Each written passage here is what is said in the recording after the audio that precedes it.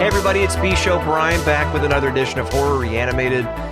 This is probably going to be one of the first that go up newly on the YouTube channel. So if you're seeing me there on House of Horror, the Horror Channel, whatever it's called now, I don't remember. Thank you. I appreciate all the support.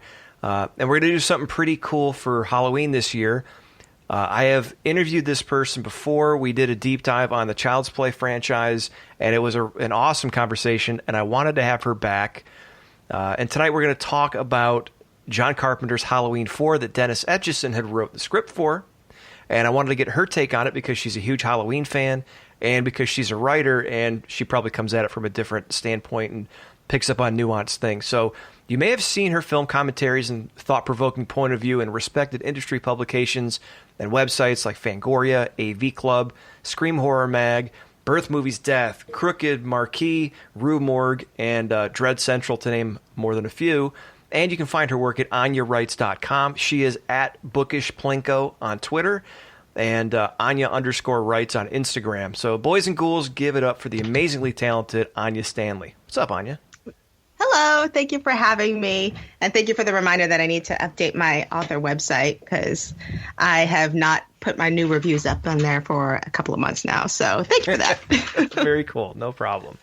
So, like I said, last time we talked, it was about the Child's Play franchise, and just off the cuff, you mentioned reviewing scripts or reviewing movies, and I just kind of mentioned Halloween 4, sent it over to you. And here we are. It's 15 days or 16 days till Halloween, as the jingle would say, and we're talking the unmade Halloween 4. Yeah, and you know what? I hadn't heard of this script at all before you had mentioned it to me, and really? I felt embarrassed. Yeah, I felt embarrassed because I'm like, what kind of Halloween fan am I that I've never heard of it? That I have a bootleg copy of Halloween 6's producer's cut, and I don't have this, and I had never even heard of it. And so after licking my wounds for a little bit, I opened it up and read it, and it was an experience. It was something. And I'm looking forward to diving into it here. Oh, it was something. That's not promising. I mean, Halloween 4 is one of my least favorite sequels of the franchise, and so this was a welcome departure from that because it does get very different from the Halloween 4 that we got. Okay, no, that's cool. When you said something, I was like, oh, great, she didn't like it. No, I don't gatekeep. I don't gatekeep as far as like you didn't know about this. But I want to remind everyone, Taking Shape, and I don't have any sort of Amazon kickback or anything for this, but if you can see, if you're watching on YouTube, Taking Shape by Dustin McNeil and Travis Mullins actually goes through a lot of different behind the scenes stuff in making the films of the franchise. It's briefly mentioned here, but this script was actually kind of fan lore for a number of years, and small details would come out over time, and people would ask Dennis Etchison about it. I actually have a friend that befriended Dennis Etchison later in his life before he passed away, and I think he confirmed that this is legit, and it also was confirmed by some details that came out from Etchison himself, I think, before he passed away. So this has been verified as well as we can. I got this from, I think I subscribed to a horror newsletter, and when the guy launched it, at first he was giving these out. So if you want a copy, subscribe on YouTube and go check out Anna's, I almost said Anya, sorry. Go check out Anya's website, AnyaWrites.com. Send me a screen cap and I'll send you a legible copy. But is there anything you wanted to go over before I gave the brief summary and we just dig in? I mean, I think that I listened to your last episode about Halloween 3, the novelization, and you had mentioned something that's pretty apt for this episode too, where you said that when we think of the horror films that we love, there's not always a lot of new ground to break, and with some of these franchises, we likely won't get any more movies for a while because of rights issues or whatever. And so now, even with new Halloween installments coming courtesy of Carpenter and David Gordon Green and Blumhouse Productions and what have you, it's still fascinating to see where the franchise could have gone. And so in that respect, Halloween 4 is a really, really interesting script. Awesome. Yeah, I couldn't agree more. And some would probably argue should have gone, because I don't know, in reading this, I don't know if this would have been as accepted. But then again, Halloween was successful, but on a large or smaller scale than the films that had come before it, Halloween 4, that is. So it's just so weird to think about. And that's what this podcast is all about. For those of you tuning in for the first time, it's just looking at the what ifs and exploring them to whatever detail we want to get into. So, no, I appreciate that, and thanks for checking out the last one. But let's see. So to summarize the Halloween 4 story, first, how we got there. If my memory serves me correctly of the lore of the series, John Carpenter and Deborah Hill didn't have much of an interest after Halloween 2, actually the original Halloween, to carry on the series. They were brought back to Halloween 2 due to litigation. Then Halloween 3 they agreed to do as long as it was anthology style, and it went completely away from the original story. And when that didn't perform to everyone's expectations, it just kind of went on the back burner for a while. Everyone went their separate ways. So then in 1986, Canon Films approached John Carpenter and Deborah Hill about creating a Halloween 4. And I think they were either working on or had just released one of the Texas Chainsaw sequels at the same time, Canon Films. So they had Dennis Etchison, who had done the novelizations for Halloween 2 and 3, work up a script for Halloween 4 with Carpenter kind of guiding him. And it was rejected by Mustafa Akkad because it was too cerebral and needed a flesh and blood Michael Myers, which I've always heard that said, Anya, but technically Michael, even though he's a ghost, he is physically present in this film. He is, and it's because at first I was thinking, okay, well, maybe this is just more about the figment of everyone's imaginations, because they kind of hint at that in the screenplay a little bit. But he kills people. He kills animals. He definitely takes up physical space, and not in the way that we would traditionally think of a ghost or even a poltergeist doing. So he's definitely there. I think there is something to the idea. I had looked around on a few message boards here and there, and I think there's something to the idea that the town itself and their fear sort of manifested Michael in a sense. I really like that idea, and I like where it went with that. I like that they didn't just try to rehash 1 and 2, even though they did pay homage to it. They continued 1 and 2. They didn't quite phone it in.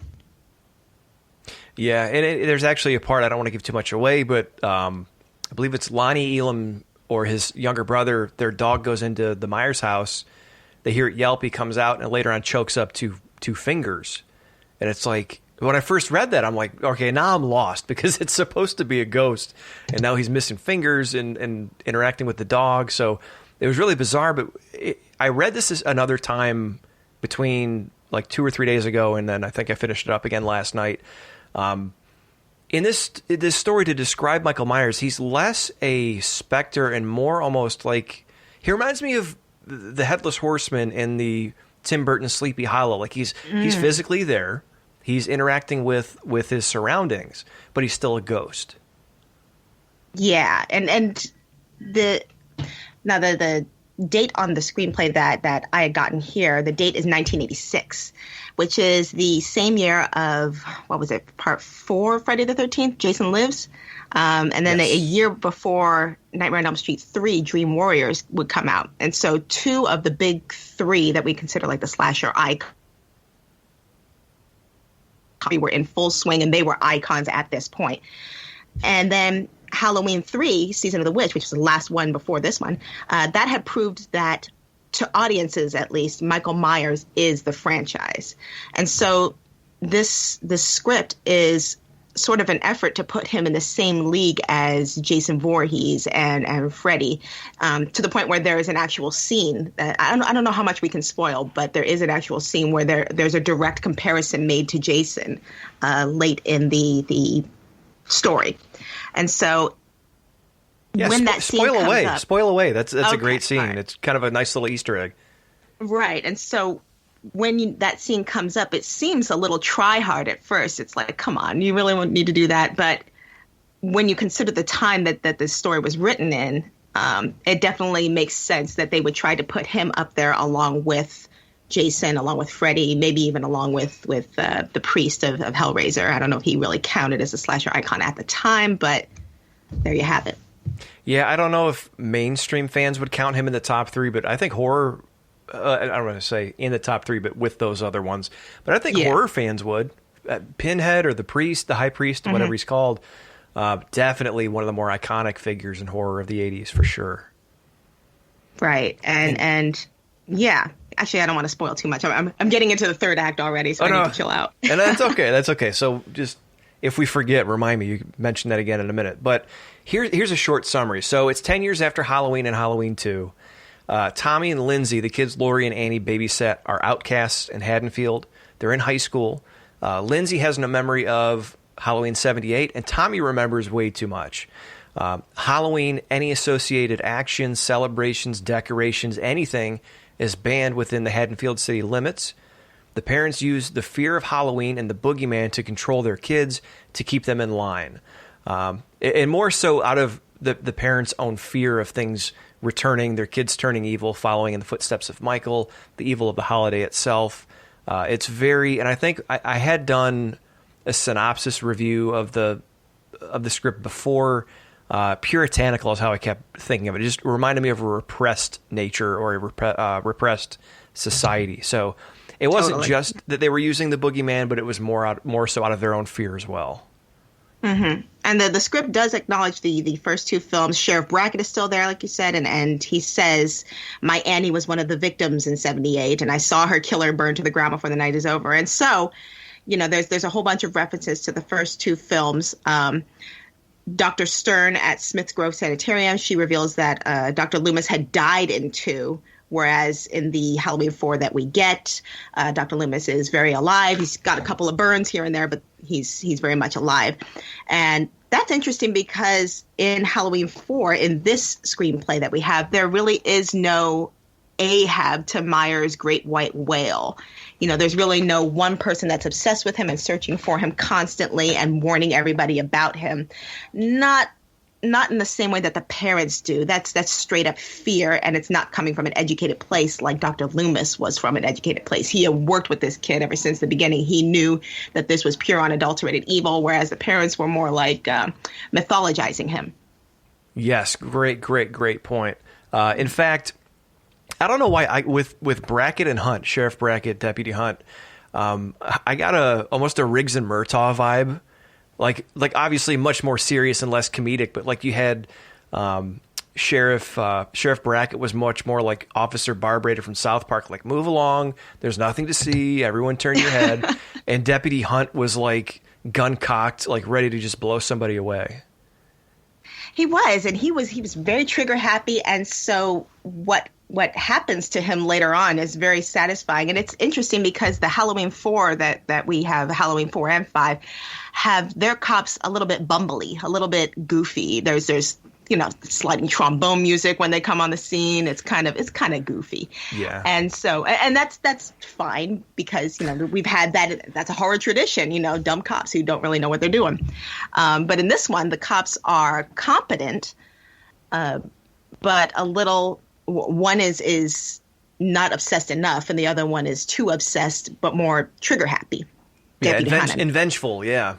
Yeah. Like he's got a grudge. Exactly. I mean, Brackett does kind of take Halloween Night seriously. There's a moment in this script where he switches from a 38 to a 44 sidearm when none of the other parents are looking. And it is kind of a far cry from the goofy cops of the Halloween 4 that we have. But that's old school, that tradition. We've had that for a while since maybe The Last House on the Left was the first one, the first slasher movie to have I don't even know if you count that as a slasher. One of the first horror movies to have the really goofy cop that didn't know what they were doing. Yeah, I don't know. That might be the first one. You might be right. I don't know. I'll have to take a look into that. That'll be fun. That's all right. But yeah, so they're investigating strange happenings, clamping down on Halloween activities, but there's this phantom shape that kind of blows in and out like the wind. It doesn't seem like there's any rhyme or reason. I kept looking for triggers in the story, and I know he starts to manifest more and more as the parents and the tension in the film ratchets up, obviously. Mm-hmm. But I was looking for specific cues, and I missed them unless I just completely missed it and it went by me. Yeah, I wasn't really seeing that either. I mean, near the end, he kind of focuses and hones in on Lindsay, but before that, he just kind of walks around and kills people. Right. That's just all he does. And in a sense, I can understand that because he is Michael Myers. Outside of a sequel or two, there isn't really much of a driving motive for him beyond an obsession with Laurie Strode, and that seems intentional on John Carpenter's part, at least when he was working on it. Like a common gripe against Hitchcock's Psycho is that at the end, some of the medical experts explain Norman Bates' psychosis to the audience. There's too much comfort in that certainty, a lot of people would say. Carpenter didn't want you to have that safety net. And in fact, he had a doctor, Dr. Loomis, follow this guy around for 5 whole films. Well, it wasn't Carpenter's choice, but Dr. Loomis followed this guy around for 5 whole films, telling anyone who would listen, this dude is not open to reason or rehab. Behind those black eyes is straight up evil. And so there is a simplicity to Michael Myers to where he can stalk for no real reason. The scary part is that he is unstoppable and that he's ever present. And in this film, that he's superhuman. Yeah, that's one thing I picked up, and that's why I wrote down in the summary that he kind of blows in and out like the wind, because the way I've heard Carpenter describe him, I think there was more of a motivation other than him just being evil, but I'll save that for another day. But at least in the beginning. But as a figure, he really was he tried to make him a mythic force of nature type thing, almost like a great white shark on land. I've heard people describe Michael Myers as. Or a tornado. Oh, Harrison Smith. I don't know if you're familiar with his work. He's an independent filmmaker. Yes. He has a really good podcast called Cinema, Cynema, for anyone who's a film fan and wants to listen. It's definitely worth a listen. But he mentioned Michael Myers in the first film was like a tornado that touches down at Haddonfield, just happens to touch down there, and then he's gone, almost like a force of nature. So shout out to Harrison Smith, by the way. So this is really into high gear in this film. There's less human interaction other than just physically interacting with his space and scenery. So let's see, where do we want to go from here? Because I don't want to give some things away yet, but you were onto some good points. I was going to let you keep going and just kind of riff back and forth.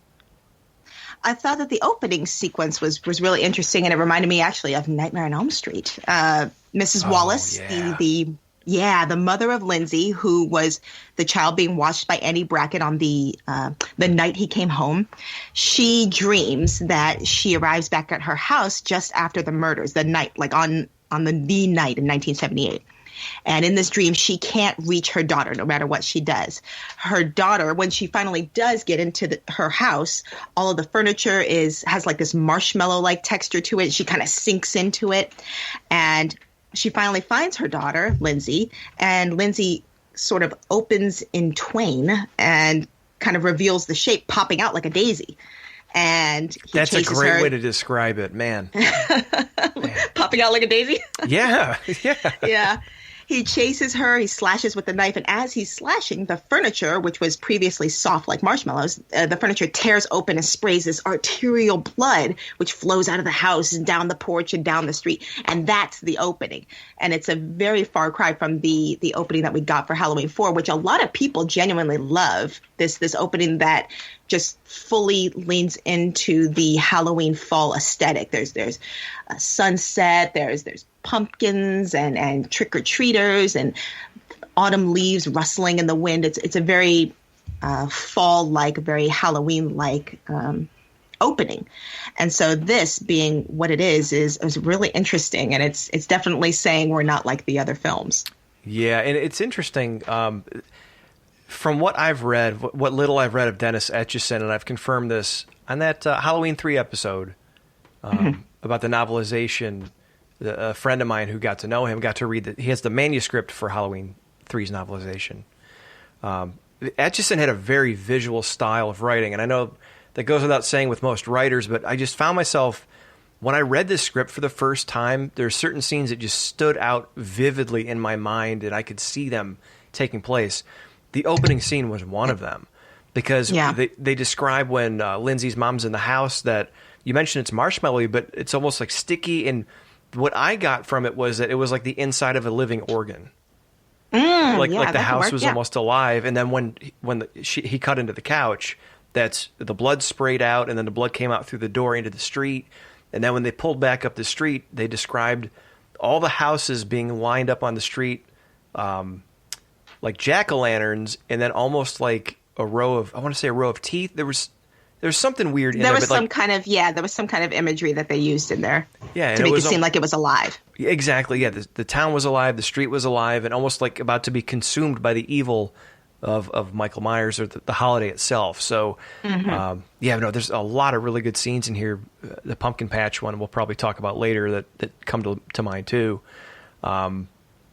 Let's see, there was one thing, I don't know if it was just because it was a dream, but it seems like Mrs. Wallace's grudge goes back way before 1978.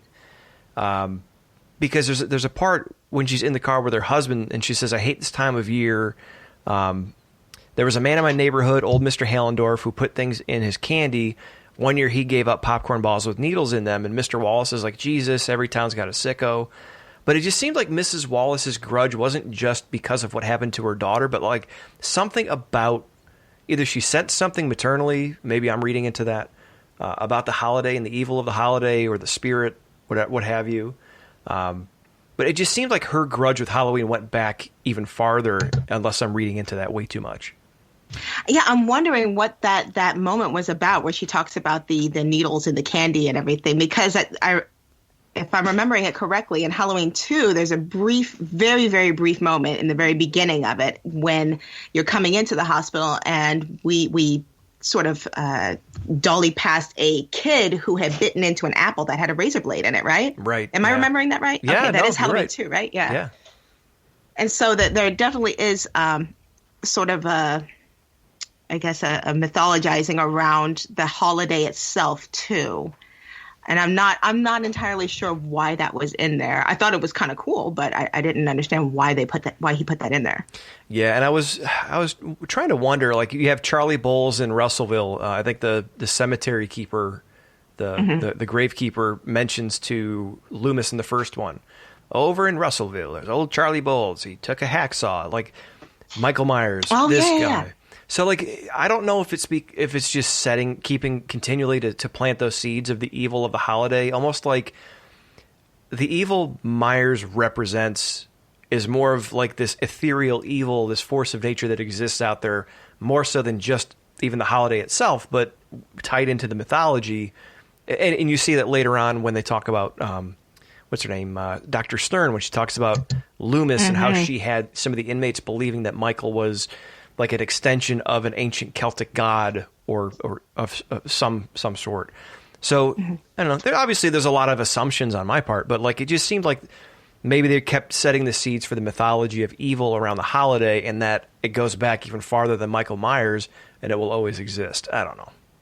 Now, as a massive Halloween 6 fan, I love this because in Halloween 6, in the producer's cut at least, the better version, if you're wondering which one you should watch, it's always the producer's cut. In Halloween 6, there is they take on a whole cult angle. There is the cult of Thorn, which sort of implies that half the town is in on this giant ancient druidic cult. I don't even know if druidic is a word, but druidic cult that uses Michael as a sort of conduit to pleasing some ancient gods. And he carries on this curse in the film. Anyway, this is about Halloween 4. But what Dr. Stern says in this screenplay is eventually Dr. Loomis, she kind of paints Loomis as a lunatic. And she says eventually he decided that the child was the incarnation of some pagan druid cult, the very essence of evil, something subhuman. And then she goes on to talk about Dr. Loomis's paranoia extending beyond Myers and maybe even infecting the whole town. The patients at Smith's Grove have begun to, like you said, treat Myers as some kind of dark god to be worshipped. And a few pages later, they actually do. They sacrifice a dead animal. I think it was a rabbit to this effigy of Michael Myers that they have hanging in the corner. Apparently, the staff isn't paying attention to shit, and they have a giant effigy of Michael Myers hanging in a dark corner in some room. and they have a sign underneath that says the Lord of the Dead. And so when I read this is fairly early in the script, I thought that that's the angle that they were going to go for, that the whole town would be in on something and that there would be some kind of evil presence within the town that takes over everybody.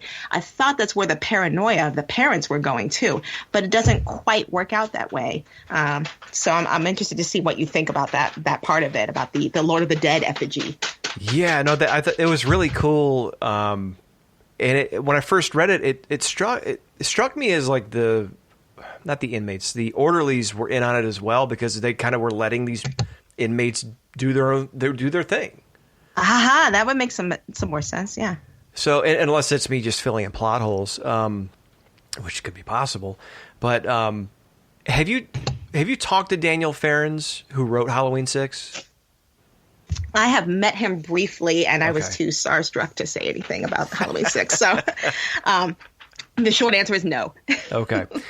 So the book Taking Shape that I just referenced, he goes into some detail about his intentions with the film. And I think that was his intent. And I think he said he was inspired in part by this and by the novelization for the original Halloween when he came up with The Cult. And part of it was more like, instead of the cult using Michael like a tool, they're almost afraid of Michael, and the cult kind of worships him as if he's a god. So they're trying to appease him, but instead of Michael being the tool, he's kind of manipulating them. That was one of his intents in like an original draft that he had written. So it's like right in line with what you were thinking as well. Mm-hmm. Yeah, it's really interesting. And I think that it's fascinating to see that before Halloween 6 came along, they were already tackling a sort of Michael Myers mythos and creating a whole plot around people in the town mythologizing him. Yeah, and it's kind of interesting, not to get off track, but like when you look at franchises like the Marvel Cinematic Universe, you look at franchises like the Star Wars universe, everything starts with an original story with a few characters, and there are opportunities to either just keep retreading, which unfortunately horror, I mean, we love them, we watch the movies, but horror like retreads to death. We love it. Yeah, exactly. But there's also opportunities to expand the universe of that original story. And I don't know if Loomis has enough legs on him to have his own show or his own movie or like an extended Netflix series where like you follow little stories, like one is Loomis, maybe you have one about Jamie Lloyd and different characters, but like there are opportunities to expand the universe of the story. And I feel like this was starting to do that, and even to a different extent, Daniel Farren's Halloween 6. Unfortunately, retreading and going for the cash grab was the word of the day. Yeah, that's how it goes. But I did think it was interesting that Dennis Etchison did what he did with Tommy and Lindsay, especially because it's a complete 180 from the Tommy Doyle that we saw in Halloween 6. Tommy Doyle in Halloween 6 was wildly obsessed with Michael Myers and convinced that he was alive, even though no one else was convinced. And now in this screenplay, it's quite the opposite, where he's convinced that Michael Myers is dead and that we need to stop. We're only bringing him back by mythologizing him. Yeah. No, I'm sorry. I thought you had more, and I didn't want to steamroll you. No, I didn't catch that, and I've read this twice now, but I didn't catch that till you just mentioned that. I had keyed in that he was a lot like the obsessed Tommy of Halloween 6, but I didn't even pick up on the fact that instead of Myers is still alive, he's still out there, he's the one saying he's dead, it's over with, let it go. Which, I mean, obviously that's a big part of it. I just didn't make the connection between the two on that side. Yeah, and it's not until later on in the film that he finally, comes around, and he comes around in a really big way in a great scene. My favorite sequence of the whole screenplay. But we'll get into that part later. Okay, yeah. I am wondering. There's a part in the movie, in the story, where a store is broken into and a dog is killed, and the dog's blood is used to smear the words "He lives" on the wall of the store. I'm wondering, because I couldn't figure it out from reading that scene over and over again, who did that? Was that Michael sort of hyping himself up, or was that some of the teens? Because they had knocked over a store, but they didn't admit to killing the dog. And so I'm wondering, Michael definitely killed the dog because the dog Oh, wait, that wasn't the same dog that ate his fingers. It was That was a different dog. Different dog, yeah. There was more than one dog in the movie. Yeah, someone had killed the dog and used the blood to smear "He lives" on the wall, and I'm wondering who that could have been, because it sounds kind of weird if Michael did that himself. Yeah, it's weird. Did you get the feeling from this script that it was incomplete? Yeah, I kind of got that feeling, and I wasn't sure if it seemed like maybe this was an earlier draft that we got.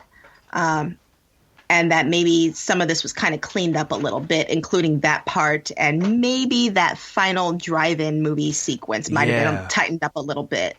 Yeah, because I got that. Like, what there was, Mrs. Doyle is mentioned. She's very hellfire and brimstone, but it's after Mrs. Wallace is mentioned several times, and you never hear about Mrs. Doyle until the very end of the film, from what I remember. So yeah, it's almost as like, I don't know if they were changing mid-stride, and then there was some stuff at the end, like the pacing of the final scene. There were some things that seemed like, not to go too far ahead, but like after Robert Mundy goes to meet with Dr. Stern, they just end up at the final scene. And it's like, well, how they know they were there? It was like an aha moment for Brackett and Hunt. Well, how did they just know? So yeah, it seemed like there was a lot more that needed to come together. And if this was the final draft, then I kind of see why maybe it didn't quite make it into production. Right. Yeah. No, I 100% agree. So Brackett's trying to keep the peace. Hunt's gun crazy. Mrs. Wallace is trying to keep Lindsay's memories repressed. And I thought that was an important part of the very beginning. And it'll play into something that Tommy kind of keys Lindsay into in a little bit. But like, not only are the parents trying to keep Halloween out of the town, but Lindsay's mom is like praying that Tommy stays away because she doesn't even want Lindsay to remember anything about that night. Yeah, and I'm seeing that I mean, it is kind of like a Footloose situation in the town, and they kind of do that to a degree in not so much in 4 and 5, but maybe in 6 they kind of do that. In 6, where people are just kind of reluctant to celebrate Halloween. It doesn't seem to be like outright banned or anything. But yeah, she definitely doesn't want Lindsay to remember too much, and that just seemed to be kind of like a loving maternal thing. I wasn't really sure if that was because there was something else that she didn't want her to remember or anything like that. It didn't seem like that was really what was going on, even though there was some strange stuff going on with one of the teachers at the school.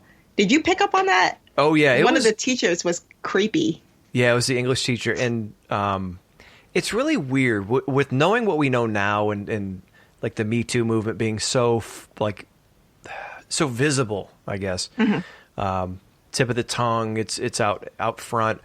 I read an early version of a Beetlejuice script, and there was a lot of like weird comments about adults making passes at like 17-year-old girls. So I don't know if it was just like cachet to include creepy stuff like that in films at the time, or at least in screenplays. But like, yeah, it just was really weird. It almost seemed like it didn't go anywhere other than maybe as an excuse to show. I have the teacher's name written down somewhere, but maybe to show her as like a maternal role in Lindsay's life that maybe she didn't feel she had at home, because the one teacher did kind of step in and help her out. But I don't know. It seemed kind of out of place. Yeah, it didn't really go anywhere, and I'm not sure why it was there, really. Beyond what you said, that she just didn't really have that sort of support at home, even though there was some kind of maternal support, but it was sort of smothering. Yeah. That was a really interesting, weird thing. I'm not sure. And the cameraman, too. The cameraman had like used his camera and like filmed one of the high school students. I think it might have been Lindsay, or maybe it was someone else. But was it Darcy? Was Darcy one? It might have. Was it the girl from the Pumpkin Darcy. Patch? Pumpkin Patch, yeah. Yeah, I think it was her. He definitely filmed like a high school girl, like with his camera, and like no one really made a big deal out of it. It was kind of like, really? Yeah, like I said, I haven't read a ton of scripts from the 80s, but like it's funny that the 2 screenplays I've read both have weird stuff about adults making passes at teenage girls. It's really bizarre. Oh well, to live in the 80s, right? What a weird time. What a time. Yeah. So I made a note about the Phantom Myers here. There was a scene when it might have been Lonnie Elam or someone who threw a rock through the window of the house. it shows a pale, muscular hand reaches down, picks up the rock from the floor, carries it to the broken window, point of view watching the group of teenagers disappear up the street and a car driving away. Now, that's obviously a nod to the original Halloween when Laurie goes up to the porch and Michael watches her out the door. Then this says the hand grips the rock tighter and tighter. There's a breaking sound. The hand opens and the rock has split into pieces. So not only do we know Michael is back, but he's just split a rock with his bare hands. So we know split a rock. Yeah. Yes. That is insane. He's not and around. Yeah, and it's oh gosh, they've done everything to Michael, haven't they? They just he can't die, basically. You can't kill the boogeyman. That's how it goes. About he has this superhuman strength. He squeezes a rock in one bare hand until it splits. Later in the movie, he loses a couple of fingers and they freaking regenerate. And that's nuts. But that all goes towards it. Just seems like Dennis Etchison was leaning further into that superhuman invincibility that Myers already seemed to have. If you look back on the franchise, they shot him, they blew his ass up, they shot him again with a whole firing squad in the Halloween 4 that we did get. They electrocuted him in which one was it? Am I thinking of Resurrection? I think Halloween Resurrection. Yeah, Resurrection. He got electrocuted. No, he didn't get an axe to the head, did he? Technically, that wasn't him. But all of these things that happened to him, you can't kill the boogeyman. That's what it comes down to. And so, I kind of get why that's in there. It just seems like it was going a little too far with the superhuman strength. Yeah. A little cartoonish. Yeah. No, I agree. I'm on the same page with you there. The one thing about the regenerating the fingers, the one thing that I was thinking of was that just keying into the fact that he's going to keep coming back, or the fingers are gone, but here he's back again. And again, maybe it was not subtle. Maybe it's a little too obvious to say that the evil never dies, and the fear is going to keep bringing him back. But like you said, it got to be a little cartoonish, especially at the end, which we'll get to in just a minute. Let's see. There also was a lot of little scenes where, like you mentioned, the creepy teacher, when Lindsay heads up the stairs, there's a man in black with a pale masked face at the top, and the mom keeps out of the corner of her eye, maybe seeing something, maybe she doesn't. There's a lot of misdirection in the film as far as, are we really seeing Michael or are we not? Like, are our eyes playing tricks on us? So I also thought that was a little weird. And that happens to a degree in the original film too, with Michael showing up behind a hedge, behind laundry, wherever he is, just because he's supposed to be this, I guess maybe this omnipresent figure who could be anywhere at any time, who could be right behind you. But in this movie, again, they lean into it even more to where he is, as they're watching him, he's moving through rows of cars with this superhuman speed while still kind of just walking at a normal pace. Like, it's really strange. And it just seems like Dennis Etchison took the elements that were already there in the first couple of films and took them to their almost illogical extreme. Yeah, and from what I remember, I thought there was an interview he did where he said the writing process was, he would write, and then he'd meet with Carpenter, and then they'd go over what he had, and Carpenter would give him like the high points, and then he'd go back and do more writing, and then he'd come back and they'd kind of counsel back and forth. So even though it's Etchison's writing, it was very much an extension of Carpenter. So that makes sense that they keep embellishing this, the ethereal nature of Michael Myers as a force of nature from the first film. Right. And it makes sense. Because Michael's roots, they're in cosmic horror. He may not have tentacles, but his roots are in cosmic horror. Because what cosmic horror does, including Lovecraft, is you describe the monster. You show the monster if you got to do it. But you never, ever explain precisely what you're dealing with. And I know that that's contradictory for me because I'm a Halloween 6 fan, and all that movie does is explain where Michael Myers came from, but I don't care. I'm a bundle of arrogant contradictions. Rules were made to be broken. Right, exactly. But with Michael, throughout these films, there's this great big void where the religious or psychological explanation should be. And in that void is just some inhuman or superhuman man.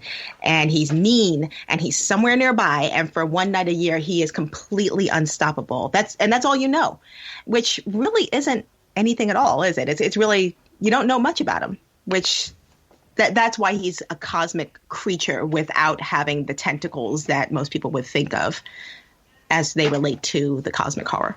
That's a great way to put it. I've never thought of Michael as belonging to cosmic horror, but that makes perfect sense. Yes, he's like one of the elder ones, one of the ancient ones. That's, man, now my wheels are turning. Let's see. Well, I was just going to say something too on that. It's interesting to hear whenever John Carpenter is asked about Halloween and motivations and things, he always has like really nihilistic, nothing answers. And part of it seems like he's downplaying it because it was successful. But every time I hear people ask him about it, he's like, guys, it was nothing. It was a guy in a mask. Then he followed a girl and there's no explanation. And that was it. So it almost seems dismissive in a way. But then again, he's probably been asked the same questions for 40 years. So I'll cut him some slack. Right. You get the same thing with George Romero talking about Night of the Living Dead and the significance of casting a black actor, Dwayne Jones, in the lead role. He just says, well, he just happened to be the best person to audition. You know, he just happened to be the best guy to come in for the role. And when you look back on it, you're like, no, it's a lot more than that. It matters more than that. And he totally downplays it. And I could see how Carpenter would do the exact same thing. But I mean, their stuff was reflective of a certain time, you know, and Carpenter and Craven, they were all part of this crop of directors kind of adjacent to the new Hollywood crew of auteurs like Scorsese and Coppola. Craven and Hooper and Carpenter and Romero and even Cronenberg, they were putting in work at the time in the 70s to take full advantage of these looser creative restrictions after the production code ended in 1968. And so stuff like Halloween was the result of a greater ability to scare audiences. You have more in your toolkit to do so. And because of that, everyone, you know, like they say in the movie, I'm going to be corny here, everyone's entitled to one good scare. And Carpenter, he definitely crafted some good ones. And this was the 70s. This is the era of Vietnam, Kent State, Watergate, all of that stuff. Bad people were doing bad things and pretty much getting away with it on the evening news. Kind of sounds familiar, doesn't it? Yeah. Yeah. And actually, there's a part of the script, a big part of it that I wanted to bring up that ties into current times, but keep going. Yeah, but all of these things called for sort of a likewise reflection on the big screen of bad people doing bad things with no rhyme or reason to it. Death is still going to come to your town. You can't stop it. And you're going to sit and watch it happen in color. Yeah, and one way maybe it's because I'm from like middle America, small town, middle class, like town, everyone knew each other. One thing I always gleaned from Halloween, especially at that time, is in the 50s, you had like body horror, science fiction, atomic fears, things like that coming out of the Cold War. Not Cold War, but you know what I mean, the atomic age. Then in the 60s and the 70s, as you mentioned, with Vietnam and different things, you had Last House, you had The Hills Have Eyes, which I guess it's still atomic, but the fear was much less out there, and it was coming into your own backyard. So then by the time you see the horrors of Vietnam on the evening news, and you know, mom and dad are clutching their pearls because nothing bad ever happens. What's going on out there? Now the evil's in your own backyard now. You're seeing it. You're faced with it.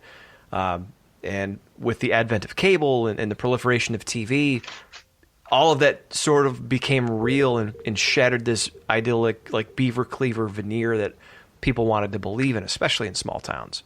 And it still exists today. Like I moved out of Toledo and I'm in like a rural area, and there's people around here that they leave their cars unlocked at night. They leave their doors to their houses unlocked. And there's just a really weird sense of comfortable. I guess that's a weird way of putting it, but like people are too comfortable out here. It makes me nervous. Like, yeah, I can't relate. We lock our doors out here. Yeah, we don't play around with that. Like imagine moving out here, and again, I didn't live in the inner city, but I lived close to the city, and it was still suburbs, but close to an inner city section of town, like right on the cusp of it. So, and I went to school in the inner city. I went to high school in a Catholic school that was like right in Central City, Toledo. And when I moved out here with my wife and my kids, like all my neighbors were like, "Hi, how are you?" Like coming out of the house to greet me, and I felt like I was in a horror movie. I'm like, did I just move to Haddonfield? Like, what the fuck is going on? And it weirded me out for like the first month I was here because I was not used to my neighbors like rushing out to greet me and everything's great and cheery, and it just was weird. And my wife thought I was crazy because like all these people are being nice, but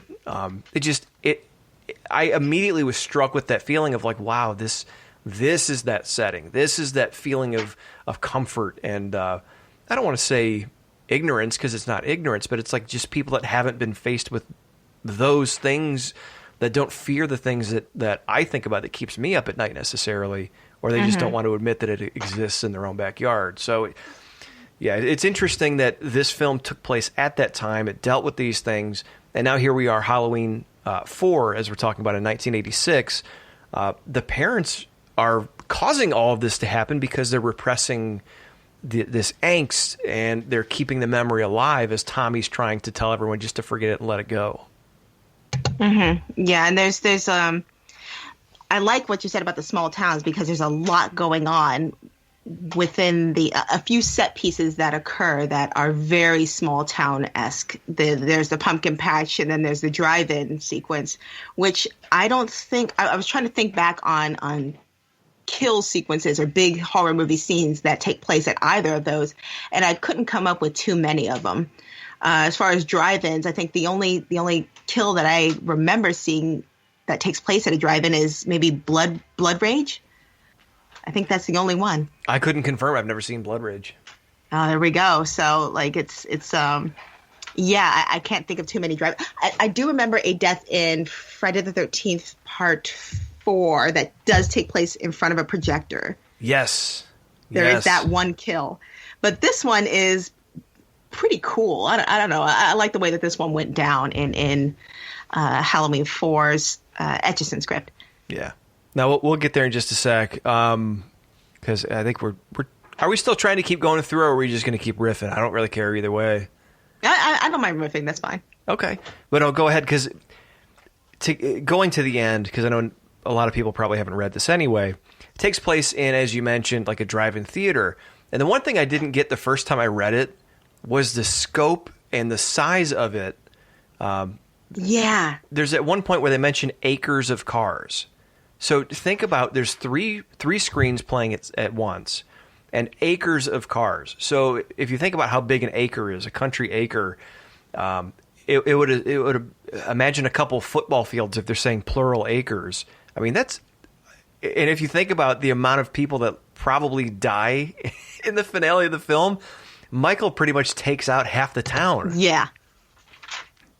Yeah, it's ridiculous. And I actually had to read the drive-in series of scenes several times over because there's a moment where Lindsay is running from Michael, and somehow the cops are all surrounding Michael, and it's the logistics are really weird. So I had to go back and reread and realize that this is a way bigger drive-in theater than the couple of theaters that I had been to. Oh, yeah. And so I would have been interested to see how that played out on the big screen and the like you said, the massive scope of it, because a lot of Halloween's within the franchise, a lot of the kill sequences and a lot of the structure is pretty intimate. You only get a couple of people isolated here and there throughout the entire throughout the movie, and that's how most of the kills happen. A lot of them don't happen on this massive scale, and it reminded me of I don't know if you'd read Nick Antosca's script for Friday the 13th, the remake that they were going to do, and it eventually got trashed. It never happened. But in this script, the final set piece had Jason Voorhees going absolutely nuts on a bunch of cops that had surrounded him, and it was I have read that. Yes, I know exactly what you're talking about. That was immediately what I thought of when I read this drive-in massacre scene. Because it was just so huge for one killer to just mow through all of these people so quickly, which also reminded me, if you want to go mainstream with it, of the scene with Darth Vader in Rogue One, where he's just mowing down all of these poor rebels who are just trying to pass a little card along.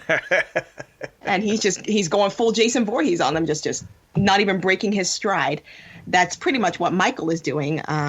And it's I thought it was really cool where he used the drive-in as a massive set piece for a kill scene. It was something that I don't think I've seen to my recollection. I'm sure some horror fan is going to call me out. Well, actually, this happened in this movie, but I don't remember it, and I've had 2 glasses of wine, so we're working with what we got here. Hey, that's all right. No, the only other movie I can remember even mentioning horror at a drive-in, well, I can't say that.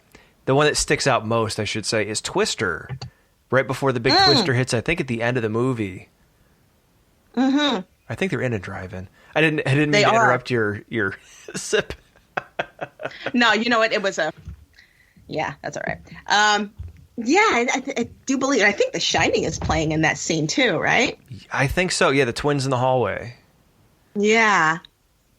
So we're coming full circle. I think so, yeah. But now the one thing I did want to mention, because you mentioned Michael at the beginning swelling in size, like the one thing I didn't get, and not to ruin or spoil things for you, like I said, if you want to read the script, I have a copy if you want it. Check out her AnyaWrites.com and subscribe to the horror YouTube channel and send me a screen cap and I'll send it to you. But basically, Michael has a standoff with all the police, and when they fire upon him, he starts to like swell to mammoth proportions. So you wanted to mention that, and I cut you off earlier, so I'll let you take the floor. Oh, no, it's fine. Okay, so, yes, I'm going to talk about page 105, because you're going to read the script, you're going to the screenplay, you're going to have a good time with it, but the part that you're going to remember the most probably is page 105. And so we're going to start here where I'm just going to read straight up from it, because that's all you really need to hear. Sheriff Brackett gets to the drive-in. There's cops all around. In a little half circle at one point of the drive-in. Brackett says, "Put your guns down." And then Michael is standing there with Lindsay. Tommy Doyle shows up. He's standing on top of a truck with a 44 in his hand. And he says, "Not a chance." And okay, I'm going to read here now. And the shape looks up. He sees him, is distracted long enough for Lindsay to drop out of its arms. Then the shape starts for Tommy. Tommy pulls the trigger. The first shot hits the groin. The shape staggers. The second shot hits the head and blasts away part of the skull. The shape reels. Brackett, now! All the Warren County cops open fire with shotguns. The shape is nailed in the crossfire, twitching like a puppet between the cars. Then the shape starts to grow, as if feeding off the bullets and becoming stronger with each shot. The shape swells to 8, 10, 12 feet tall. Raises its fists against the screen. As one of the shots hits metal, a car explodes. Then the next car, the next, row after row of cars going up like a zigzag pattern of firebombs. The drive-in and inferno. That is insane, and I would have loved to see that on the big screen. I don't know about you. I'm not sure how I feel about the shape swelling like a Ghostbusters bad guy. Like the Marshmallow Man? Stay Puft Michael. It does have kind of a choose the form of the destructor feel to it, but I'm not sure what you felt about it. The only thing that I could say is it sounds like a really cool visual, and I know they pulled it off with some films in the 50s and even the 80s, but like, with the technology of 1988, it wasn't really like where it is today. I just have a feeling that with the budget they had, that it would have looked kind of cornball. Yeah, I'm not sure. I know that they were able to do it with kind of like the Blob and stuff like that, but I'm not sure about with human-like figures, what they would have been able to pull off. And it probably would have looked pretty wonky. And Halloween 4 already has a couple of bad things going for it, like the mask and the a few of the characters that a lot of people don't like or didn't meet the end that they wanted them to meet. I think that the swelling, the shape swelling part of it might have hurt the film more than it would have helped it. But the rest of it, I mean, the car explosions, the cops just lighting him up. I mean, we got that in the Halloween 4 that we did get. There is a sequence where the cops do fire upon him. He falls down a mine. I think it was like a mine shaft or something like that. And then he comes back for the next film. And so, in a sense, we do get some of that, but it's a little crazier in this film, and I I'm really into the sequence as a whole, if apart from the shape swelling. Yeah. It was it's like an action movie as opposed to a horror movie. It kind of kicked it up a notch. And I like it. I do like it overall. I thought that the explosions are really cool, and the cops being blown back. It's great, especially when we don't really get too many films where the cops just blow a killer away. I mean, you get that here. You get that in the Halloween 4 we got. You get that in, I think it was Jason Goes to Hell does that too in the very beginning. At the very beginning, yeah. Beyond that, I'm kind of struggling to think of a posse of cops blowing away a slasher killer. Yeah, it's almost like the movie Tombstone, where they hunt down the Red Sash gang or something, just start blowing away. Yeah, I guess maybe that scene does kind of have a Western standoff to it too. Yeah, which would make sense. Yeah. Yeah. But I guess the Attack of the 50-Foot Shape, for lack of a better term, would have been a little bit campy. But the rest of it, like, think about it just from an elemental standpoint, if I can, for a minute. I mean, this is schlocky horror stuff, but we're getting deep anyway. They've done everything to Michael conceivable. They've even burned him with fire, but now you have like giant fireballs, cars flying everywhere, gunfire blazing. It is force of nature versus force of nature in a way. And that was the only thing that I really had against this was A Nightmare on Elm Street. Nancy has the realization, hey, I'm not going to give you any more energy. I don't bow to the fear that I'm feeling. I'm done. You don't mean anything to me. I'm not afraid of you anymore. Freddy disappears. There's that trigger point there.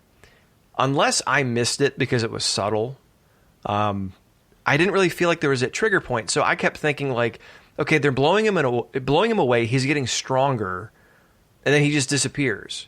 Like what made him go away? I might have missed that. I don't know. I didn't see what made him go away, and so what I read it as was something similar to Michael getting shot at the end of the first Halloween movie, falling off the balcony, and then just disappearing. And I feel like maybe they're kind of using the cosmic nature of Michael to their advantage and saying, you know what, we really don't have to explain that. He just disappears and he shows up later. And I'm pretty sure that most Halloween horror audiences would have just accepted that, because if you want to see a Michael Myers movie, you're going to buy the ticket and you're going to see it anyway. You don't really care how he comes back. We don't really care how most of our slashers come back. There are movies where a dog pisses on some ashes and it brings a killer back. We've had lightning rods bring a killer back. We've had, what was it? Which one? In Jason Takes Manhattan, isn't he revived underwater by like a power cable or something like that under the water? Just like the opposite of Jaws 2. They drag a power cable and it gets electrocuted. Ugh. Yeah, it doesn't really matter how they bring it back. All that matters is that the killer is brought back for one last scare. And so, I think that we would have given them a mulligan on that one. That most audiences would have just kind of said, okay, yeah, sure. He disappears and then he comes back later. That's fine. Well, what's interesting... I'm sorry, go ahead. No, you always got to leave it open for the sequel. Yeah, that's right. Spaceballs 2, The Search for More Money. The other thing, too, that I didn't think of till just now is if the story is that the parents are continuing the evil of Michael Myers, they're allowing him to keep coming back, that he disappears in this hail of gunfire and explosions, he's not gone. He'll be back. And that's one reason Tommy takes Lindsay away, because, hey, let's get the hell out of here, because they're never going to learn. This is going to keep happening, and let's get away. So I guess it does make sense. Yeah, and it would have been interesting to see if if later sequels would have followed Tommy and Lindsay out of Haddonfield, or if Michael would have left Haddonfield for some reason and followed them, or if they would have leaned into another character like they did with Lonnie. Well, Lonnie doesn't pan out too well in this screenplay, but they do bring back several smaller characters from the original films and the original first two films, and they do something with that. And so it would have been interesting to see where that would have gone and what they would have done with it, and who he would have chased after if Lindsay wasn't there. Yeah, that's a good point. Because there's a couple different things that happened in the film. One, someone says he came after the sister. Who was it? Was it Hunt, maybe? I don't know. I can't think right now about who. It was either Hunt or maybe the doctor, Dr. Stern. One of them. That's what I'm thinking, too, that he went after the Laurie Strode. He doesn't know she's gone. He can't find her, and he's not going to stop until he finds her. And that he's fixated on Lindsay instead. And that is another point to bring up, is that Laurie Strode in this screenplay is acknowledged as Michael Myers' other sister. Yes. Because that gets very convoluted among the sequels, too. Whether or not she's a sister, there's a niece involved in later sequels. You know, it gets hairy. And so it is interesting to know that in Halloween 4, at least, they do continue that as canon, that Laurie Strode is Michael Myers' other sister other than Judith Myers. Yes. And the other thing, too, is in the Halloween 4 that was released, Laurie is said to have been dead, died in a car accident or something. Yeah. They kill Laurie off and Loomis. Yes. And here, well... In this one. Well, no, in the opposite, actually.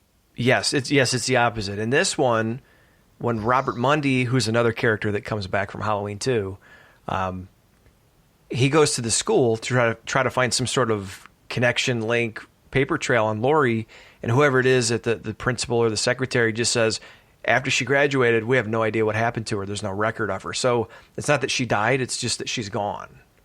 And they kind of left it open. Which is interesting, because if Michael Myers is so hell-bent on finding Laurie and he's so all-powerful, he should have been able to find her wherever she was at.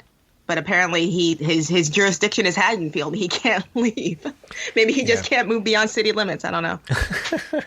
Well, yeah, because it's weird. They made mention, and it's kind of a subplot throughout the film, that this is happening at the Lost River Drive-In, and it's kind of against the wishes of the townspeople and even the sheriff's department. But they're doing it to compete with Hardin County and all these other surrounding areas around Haddonfield that show horror movies, that let people trick-or-treat, that have Halloween parties and celebrate. Michael has nothing to do with them. He's focusing on Haddonfield. And I know it ties in with the repression and things like that, but it is weird that that everyone else celebrates Halloween and Michael has no problem with them, but he comes back to Haddonfield. It was a little strange. Yeah, it kind of lends credence to your idea that maybe this wasn't like a finished draft, and maybe this was kind of an earlier one that wasn't quite, not all the loose ends were tied up, and we were just kind of throwing a bunch of ideas at the wall there, seeing what sticks. Now, you mentioned Dr. Stern, and for those, because most of you probably have not read the script, Robert Mundy, on a little subplot, as I mentioned, he's being urged by his news director to do a story on the 1978 killings to try to drum up some ratings. And at first, he's reluctant to do so until he pretty much is told, hey, you can win an award for this. So then he goes out on the trail for anything he can find. And he goes to Smith's Grove and he interviews the head of the psychological rehabilitation program, who is named Marion Stern. Now, another thing, I wasn't sure if they used Stern as a stand-in name or if it was going to be intended to be Marion Chambers. Is that her name? Oh, maybe. The nurse? Maybe, I don't know. Yeah, because she had talked about how she was sort of present, or that she was at least at the sanitarium, I think, the night that Michael escaped. Right. And now if she took over for the main guy who got fired or lost his job, it would make sense that she was still there. But with the name Marion, I kind of keyed in on that. I didn't know if that was going to be used down the road or not, if it was just a coincidence. Yeah, I don't know. I keyed in on the word Marion just because of Marion Crane from Psycho, who was played by Janet Leigh, who was Jamie Lee Curtis's mom. So I wasn't sure what it meant beyond that. But that's a really, really interesting nugget that I don't know. Maybe they did mean it as a stand-in, now that I think of it. Yeah, but now you just changed my mind, because now I'm thinking of Janet Leigh as Dr. Stern. That would have been interesting to see, too. Yeah. In 1987, 88? Yeah, that would have been interesting. And she had just been in The Fog in, 1981 with John Carpenter? So not outside of the realm of possibility. And that brings me to the other thing. There is a heavy, heavy reverence for John Carpenter in this screenplay. In addition to keeping in step with the first two films of the franchise, there's Carpenter references all over the place. And you had mentioned that Etchison was sort of consulting with Carpenter this whole time, right? Yes. Like you'll have I think Assault on Precinct 13 plays on a TV at the Stop and Start Market. Yeah. The drive-in has Christine playing, and later The Fog is playing, and somehow a real fog seems to roll in, I guess. I'm not sure how that part worked out. It seemed like there was a lot of real fog in the scene where the fog was playing, even though this was, I don't know, this was rural America. It was just kind of weird. Mm-hmm. No, I understand. It's funny, though. I walk out sometimes. My neighborhood, not to digress too much, it's like if you took a suburban neighborhood and dropped it in the middle of a cornfield. So like I'll walk out in the morning to walk my daughter to the bus stop, and there's this huge fog because there's a farm next to us, and it just I sometimes I'll just turn on the music as I drive to work and nerd out for a while. But yeah, what do you do? I'm a nerd that lives in the country. But going back to where was I at? Marion. Going back to Marion. What did you think about how she handled Loomis and how she explained Loomis, and also the tape that she showed Robert Mundy? And again, for those of you who've not read the script, when he goes to ask her about Michael Myers and about everything that happened, she kind of puts it on Loomis. And she said, first of all, no one was there and saw him, Michael, murder Judith. And then that society, circumstance, and Loomis's paranoia and him badgering Michael for 10 years and treating him as if he was subhuman are what led Michael to kind of break mentally and then escape and go kill people. So for her to put that on Loomis, I want to hear your take, because I have something I want to bring up in a minute, but I want to hear what you got out of that first. I thought it was interesting because she essentially just treated Michael Myers like a patient and not like the incarnation of evil. She essentially said that she felt like Michael Myers might have been innocent of this crime, and that he was merely, now with all of these murders now, that he was merely stepping into a role that was already created for him. And so she was kind of on the side of, let's say, maybe like Tommy Doyle, where she felt like he's doing this because you guys are making it that way. You guys are sort of manifesting this in a sense. And so, and she does try to help him. She's not really an antagonist in the story. There is a point at during the drive-in massacre where she actually comes out and tries to talk Michael down from the ledge, so to speak. And she tries to kind of reach out her hand and say, come with me, come back to Smith's Grove. That's your home. That's where you need to be. Just come with me and we'll get you the help you need. And obviously Michael isn't exactly one that you can talk to, so that doesn't work out. But yeah, she just treats him as a patient first and foremost, and it seems antagonistic in a sense because she's not quite taking him as seriously as the rest of the town and the rest of the audience is taking him. But I don't know, she's an interesting role, and I don't mind that she sort of did what she did to Loomis and kind of threw him under the bus there, because when you look back at all the films of the franchise, he was kind of a little loony, wasn't he? He got borderline obsessive, and they lean fully into that in Halloween 6, where he eventually, in the producer's cut at least, he gets the mark of Thorn, and he kind of becomes Michael's guardian in a sense.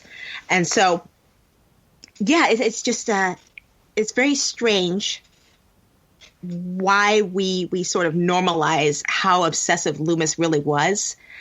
And the only person who I've seen not do this was Rob Zombie. He said that Loomis was actually kind of a loon, and he didn't like the way that the character was originally portrayed, even in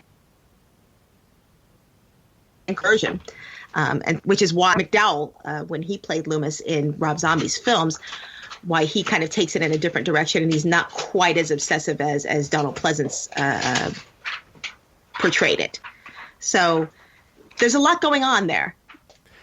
Yeah, and the leap of faith for Loomis being a heroic character is Michael is pure evil. If he's not evil, and if he's just someone who's mentally ill, then you're right. He should be punished for whatever crimes and stuck in a psychiatric hospital or get therapy or whatever treatment is necessary for his conditions and for his crimes. But that's a tremendous leap of faith to make, and I know it's because it's an older film.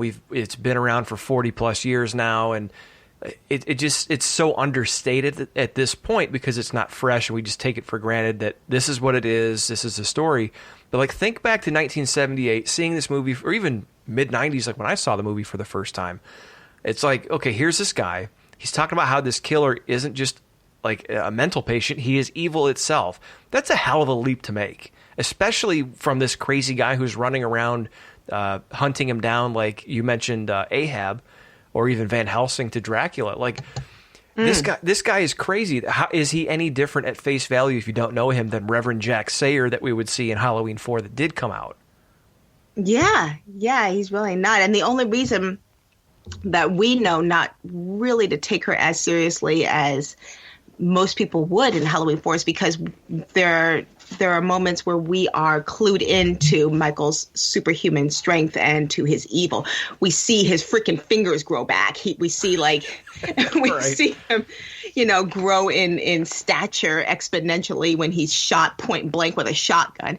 And so that kind of disqualifies the whole, maybe he just needs a good talking to, Yeah. Let's take away his trucks and let's see if little Johnny is better. One thing I did want to mention to you, because I know we've jumped around a little bit, is the whole going back to the nature of the parents. There was a really cool part. I don't know what page it is. I just kind of took a screen cap. But it's the rats at the school and Tommy trying to reach Lindsay. And this is what ties in, because I know I told you 60 to 90 minutes. I'm trying to be respectful of your time. We're getting close. No, that's a good part, though. It's a good part, though. Yeah, nice to finish strong on, maybe. The rats. What page is that on? I'm going to pull it up. Let me see. I think I've got the script up still, but I can try to find it. Where is it? Scene 59, if that helps, I think. Okay. So it would be around page 34, 33, somewhere in there. Okay, here we go. 34.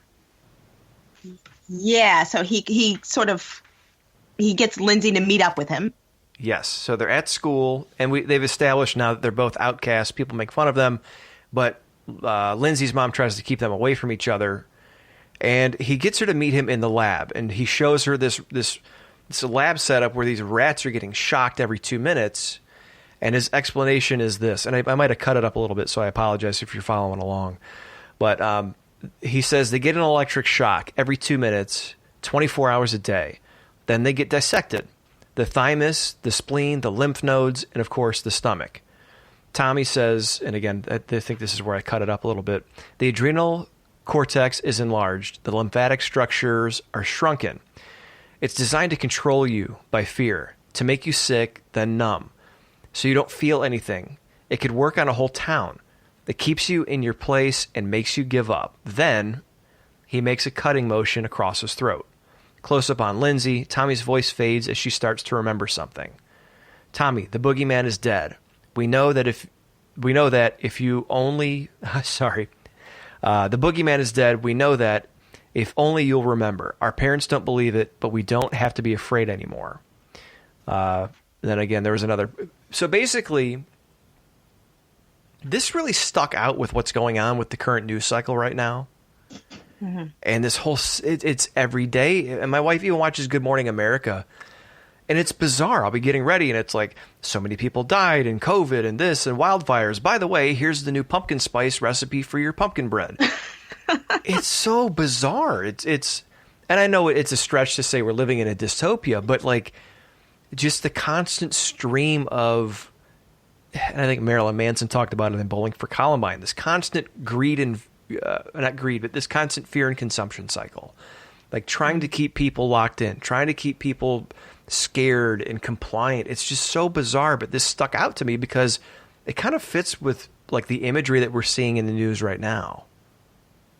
Yeah, because we have that 24-hour news cycle, and we've constantly got to have something being reported. And my parents are kind of part of this. They always as soon as they come home from work, the news comes on. There's it's in some way, shape, or form. If it's not MSNBC, it's CNN, and if it's not CNN, it's John Oliver. If it's not John Oliver, it's Bill Maher. It's something that where we are always hyper aware of the problems and the ills of the world.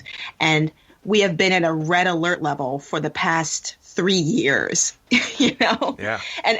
And probably longer than that, especially if you're not as privileged as you and I are, as light-skinned, straight, cisgendered people. The alarm bells have probably been ringing for a lot longer than that. And so there's a weird exhaustion that comes with that. And that does reflect in some of the characters of Halloween 4.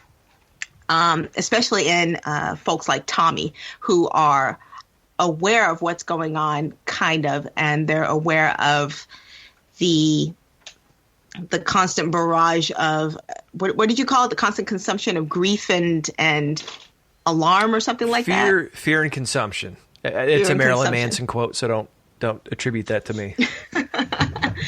But yeah, something like that, where you could see it wearing on someone like Tommy, so much so that people consider him to be weird, and Mrs. Wallace doesn't want Lindsay to be anywhere near him. And even in Halloween 6, he's like that, where he's kind of a misfit and a loner and a weirdo, just because he's aware of what's going on. Well, I'm sorry, go ahead. Go ahead. Yeah. No, go ahead. I was trailing off there. No, it's all right. Like, Alex Jones is batshit crazy, but every once in a while, he's right. He gets something, and maybe it's blind squirrel finds a nut. But, like, every once in a while, as crazy as he is, and I'm not an Alex Jones person, so don't worry. But you're about to have people writing into your show. No, I'm saying, like, every once in a while something happens. Like with the Epstein Island, he was talking about that 10 years ago. Now, it doesn't help him that he was talking about all sorts of other crazy shit, so no one listened to him. But it almost becomes like Tommy is, in a way, almost like Crazy Ralph from Friday the 13th. Like, his message is right. He's telling people to stay away because there's something that's weird, it's cursed, and just being there is going to be a problem and bring problems to them. But no one listens to him, and everyone disregards him because he's a loon. Yeah. And in the Halloween films, Dr. Loomis is the doomsayer, the harbinger, sort of. Yeah. Yeah. He's the one who warns everybody, who says, you're doomed if you go up there. He's basically that character. And absent of him in this movie, I guess the parents kind of fill that role, maybe, but it's a little bit different because it comes from an uninformed place. Right. It comes from a place of pure fear, and not like an educated, maybe like Dr. Fauci, like that would be something close to what Loomis was, where he's intimately aware of the threat and is just trying to warn anybody who will listen about it. Whereas, that the parents are more like, I don't know.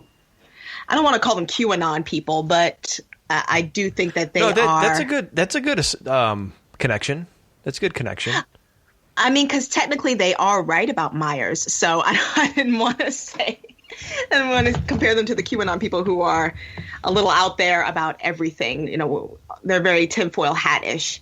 But these parents, in a sense, they were right. Michael Myers was back. They did have good reason to kind of keep Halloween, maybe not keep Halloween away from the town, because Michael Myers, like you said, didn't have anything to do with that. He didn't care if people were carving jack-o'-lanterns. But they were just as frightened and ill-informed as maybe like what we would consider to be like QAnon people now. Or like flat earthers.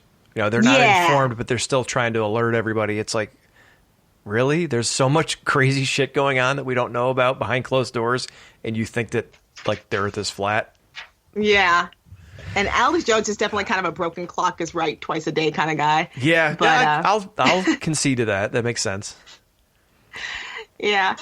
But, like, there's even a point, you mentioned the parents being crazy. Like, there's a point where the teacher that is a maternal figure to Lindsay, she finds these Halloween decorations, and when she's meeting with the parents who are protesting, like the homecoming dance, I think it is, the teacher holds up the cardboard witch, skeleton, and black cat, and this character, Mrs. Nolan, exclaims, "The evil!" And it's like, it's a witch, a skeleton, and a black cat cardboard cutout. It's like they're so hysteric that even the most benign stuff is just setting them off. Okay, so maybe the QAnon thing is actually like pretty spot on, with people seeing like absolute doom and destruction in the most benign things, like the word pizza. Oh God, Pizzagate, yeah. So it's, that's why I really liked when you said QAnon, so don't shy away from that. It's this weird, and you mentioned like Fauci or Loomis, they're educated and they're an authority in their field, which is why we take the leap of faith that Mike, and because we see the proof. But even in 78 Halloween, we don't know much about Michael other than he was a kid, he killed his sister. And now we have this authority figure who is telling everyone, hey, he's more than just a man. He's evil on two legs. So we take that leap of faith with him. Whereas now here we have Tommy, who is crazy, but he's the voice of reason. And then you have all these authority figures, as in the parents, who are off their rockers, and there's this mass panic and hysteria going on. So it's a weird inversion of like that authority figure role being the voice of reason in a way. Yeah, and I guess who you consider to be correct in the situation depends on whether you believe that in this screenplay Myers was really a ghost or not. Because if he was, then Tommy was right. But if he wasn't, if he was an actual flesh and blood, superhuman, super swollen man, then then the parents were right. I agree. Let me see. Was there anything else that you wanted to bring up, or that that caught your attention before we dip out here? I did want to say there is a great moment during the drive-in massacre where the Shape steps in front of a projector and his silhouette is superimposed over Jason Voorhees. And for a movie that would have likely come out 1987 or 1988, that's a really cool cross-pollination between slasher giants that we got way before Freddy versus Jason and before any of those slasher crossovers that we got. It was like I was saying earlier about Michael being this larger-than-life icon, and in any of the slasher franchises of the 80s, it's usually film 3 or 4 where that slasher is kind of given an iconic status. For Freddy, you could probably argue that the third film was probably the one that made him like the Freddy that we know him as today. For Jason, you could probably say that Friday the 13th Part 4 maybe would have been the one, because he got his mask in 3. Right. And so 4 was kind of the one where he was in that stride, and we got the structure and the cadence and the formula that we now know and we enjoy in all of the Friday the 13th films. But with Halloween, it's kind of weird because of Season of the Witch. It gets a little, there's a little spanner in the works there because that one didn't have Michael Myers in it. And so Part 4, at least in this screenplay, seemed like an attempt to juxtapose him with Jason, with Freddy, maybe with the priest from Hellraiser, but with slasher icons, and saying he is just as big as these other guys and he could probably hang with them. I thought it was a really interesting visual assertion. No, it was cool to see him actually, and I think the scene, without giving away too much, there's a Friday the 13th movie playing, Jason's on screen, and the shape or the shadow of the shape is kind of superimposed on the screen through the shadow of the projector. So very, very cool. One last thing, too, is the very end, since we're wrapping this up, as Lindsay and Tommy kind of escape up a hill, the parents assume they've died with the explosion. Michael has pretty much slaughtered all the teenagers in town at this drive-in. And there's a really cool reveal scene with some plot holes, but when Lindsay finds these dead teenagers or whoever it is, There's a scene where Lindsay looks down. It says she stops to look down. It is as if the entire town of Haddonfield, with all of its dreams and nightmares, is going up in flames. And then when the smoke clears, there was something really cool that I didn't key on the first time I read it. As the last of the smoke blows away, we see that the center of the circle is empty. The shape is not there, only the charred remains of playground equipment. That's really symbolic because the parents have essentially caused the death and demise of all their children, and there's something really poetic in this image of these charred, ruined playground equipment pieces that are there, and probably a little bit more cerebral than just seeing a bunch of dead teenagers. Right. It's a lot more that they had a hand in the massacre of their own children, definitely. They also ruined the childhoods of so many of the kids that were in Haddonfield because they weren't allowed to trick or treat. They weren't allowed to enjoy Halloween. And so there's a whole lost innocence, a whole generation of lost innocence in Haddonfield just because of some freaked out parents. I mean, because of Michael, but because of some freaked out parents too. Right. No, 100%. Anything else that we missed that I missed that you wanted to bring up? Any notes that you made? No, that's about it. I will say that in the Halloween 4 that we got, the film that we got, there is a sequence where Dr. Loomis is stranded for some reason. He starts hitchhiking. A preacher picks him up, and he starts talking on this very on-the-nose metaphorical conversation with the preacher. And the preacher says something along the lines of, "You can't kill damnation. That kind of evil won't die." And I think that Dennis Edgerton still had that same mindset going into this script. This was a completely larger-than-life superhuman icon. He was making Michael Myers into an icon in this story, and I definitely appreciated it. I really wish I could have seen this on the big screen. Me too. How do you think it would have fared with fans of the franchise? I don't know because I'm not sure how well the effects would have done at the time. I know that the Halloween 4 that we did get went through some test screenings, and fans didn't like that it wasn't very gory. And so they had to add in gore. They had to add in that scene with Michael Myers taking out a guy's, like a paramedic's eyes out with his thumbs. Oh, yeah. There's a couple more little shoehorned in scenes of gore like that. And this film, this screenplay has a ton of gore in it and explosions and a lot of the things that we kind of associate with 80s horror. So in that respect, I think that the third act would have satisfied a lot of fans. But in other respects, they kind of went a little too far with Michael. And I'm not sure that, like we had talked about before with the swelling and with his fingers regenerating, I'm not entirely sure that they would have gone for that at the time. I feel like that kind of superhuman phantasmic sort of stuff was strictly Freddy Krueger's territory at the time. Yeah, it did strike me a lot like it took a lot of cues from A Nightmare on Elm Street. So I don't know how it would have been received in that sense, or seen as maybe borrowing a bit too liberally from that. But it is interesting to kind of think about, people wanted Myers back, and he was back. Him being a physical ghost, I'm not a huge fan of ghost story horror movies because, like, what do you do to them? They're ethereal. They're not physical. Like, how do you fight back against them? There's always some, like, corny onk or some sort of, like, talisman. So yeah. In some way, there's got to be, it's like some woo-woo sacramental type of shit.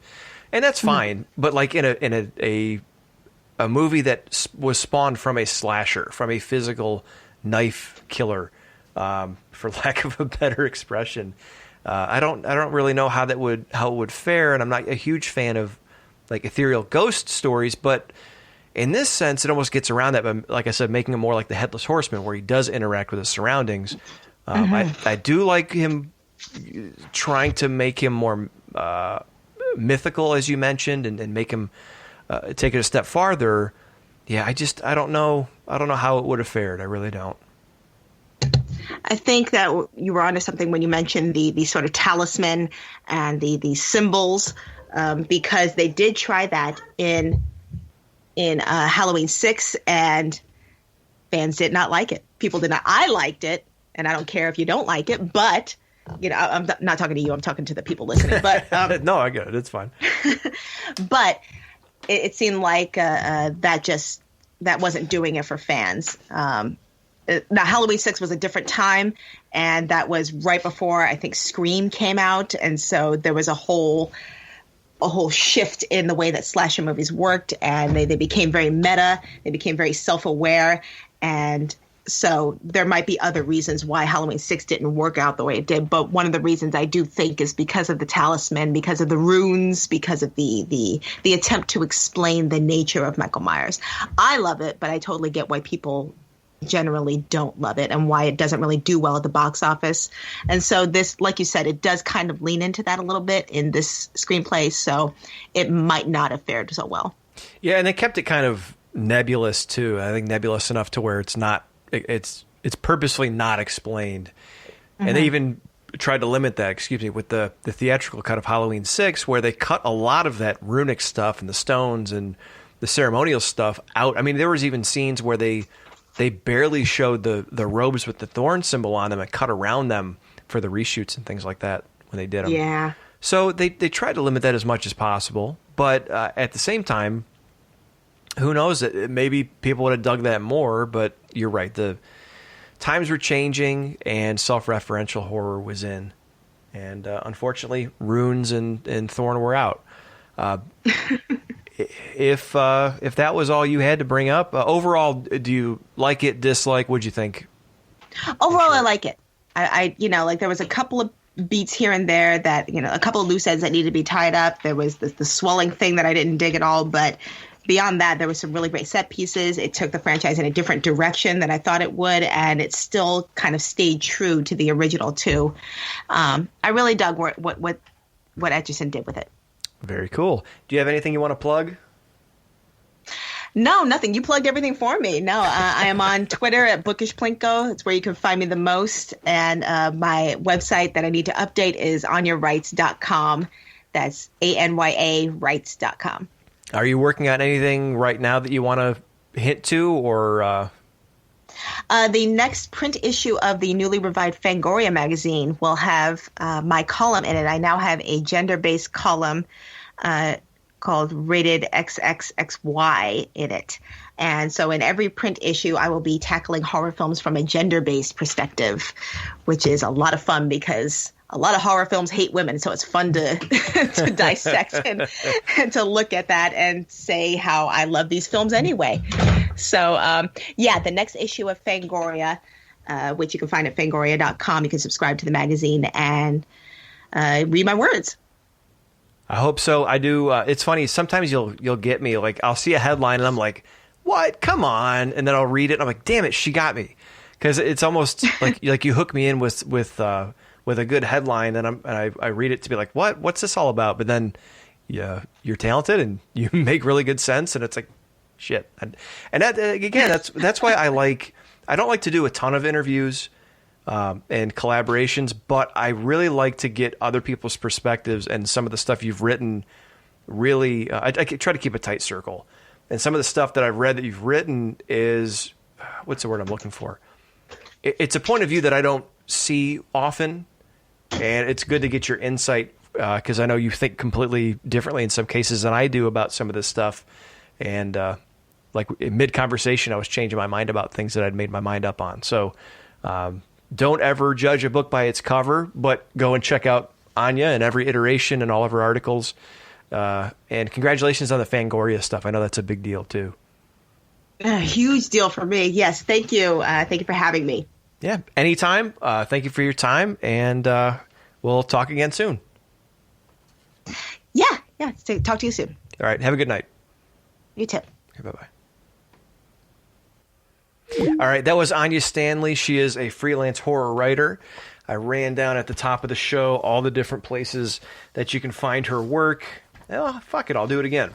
You can find her thought-provoking point of view and Fangoria, AV Club, Scream Horror Mag, Birth Movies Death, Crooked Marquee, Rue Morgue, and Dread Central. You can find her work at AnyaWrites.com. She is at Bookish Plinko on Twitter and Anya_Writes on Instagram. So thanks everybody for joining us. Make sure you subscribe. You go check out Anya. If you want a legible PDF copy of the Halloween 4 script by Dennis Etchison, drop me a note. But also, I want to make sure you go follow Anya and patronize her work and give her a shout and a follow for doing so, for giving her time and her insight. It was really cool to go through. I do a lot of these shows by myself. It gets boring, and I don't want to feel like I'm talking at myself for too long. So it keeps me sane.